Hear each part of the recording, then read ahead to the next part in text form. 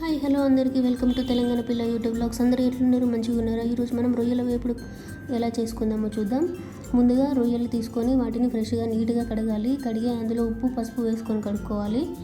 So దాని తర్వాత ఏం చేయాలి అంటే నిమ్మరసం కూడా పిండి దాన్ని ఒక 10 మినిట్స్ పక్కన ఉంచాలి.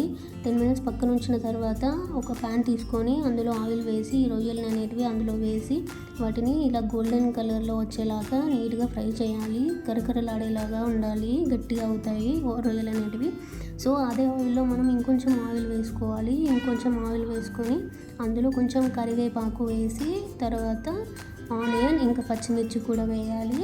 ఆ ఆనియన్ ఇంకా పచ్చిమిర్చి ఎలా అంటే అవి ఒక గోల్డెన్ కలర్లో వచ్చేలాగా మనం వాటిని నీట్గా ఫ్రై చేయాలి.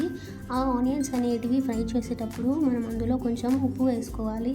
ఎప్పుడైనా సరే ఏ కర్రీ చేసినా కానీ అందులో కొంచెం మనం వేపుడు చేసినప్పుడు ఫ్రై ఇలా చేసినప్పుడు ఆనియన్స్ కానీ ఇట్లా ఫ్రై చేసినప్పుడు ఉప్పు వేసుకుంటే ఏంటంటే తొందరగా ఫ్రై అవ్వడానికి ఉంటుందన్నమాట మనకి.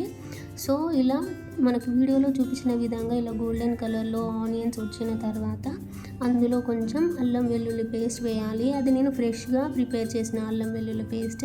సో ఇంకొంచెం సరిపోదని ఇంకొంచెం వేసాను. అది నేను డీమార్ట్ నుండి తీసుకొచ్చాను. సో అది కూడా కొంచెం వేసాను. సో దాన్ని నీట్గా మిక్స్ చేసుకోవాలి. తర్వాత ఇందాక మనం ప్రిపేర్ చేసుకున్నాం కదా, ఆయిల్లో ఫ్రై చేసాం కదా ఉప్పు పసుపు వేసి రొయ్యలు, ఆ రొయ్యల్ని ఇందులో వేసేయాలి. నీట్గా తిప్పుతూ కలపాలన్నమాట. ఇవి కూడా అందులో ఫ్రై అవ్వాలి నీట్గా. దాని తర్వాత పసుపు వేయాలి. పసుపు అనేది మనం ముందు కొంచెం వేసాము, సో అది సరిపోదు కదా. సో ఇంకొంచెం వేసుకుంటే లైట్గా మనకు కలర్ అనేది మంచిగా వస్తుంది. సో దాని తర్వాత కారం ఇంకా ఉప్పు వేసుకోవాలి.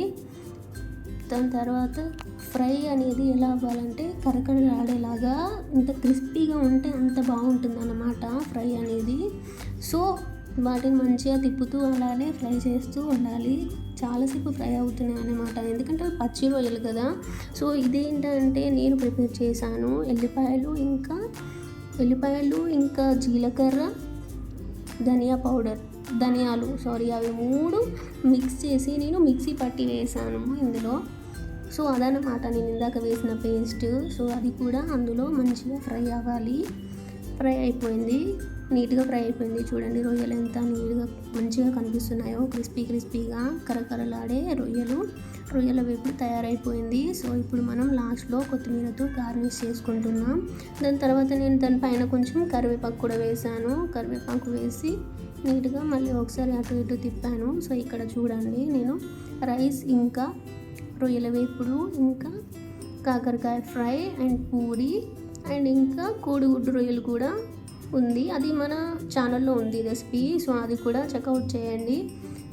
సో ఇక్కడ చూడండి ఇది అన్నమాట ఈరోజు recipes. So thank you for watching Telangana పిల్ల యూట్యూబ్ బ్లాగ్స్. అంతే మరి ఈ రోజుకి.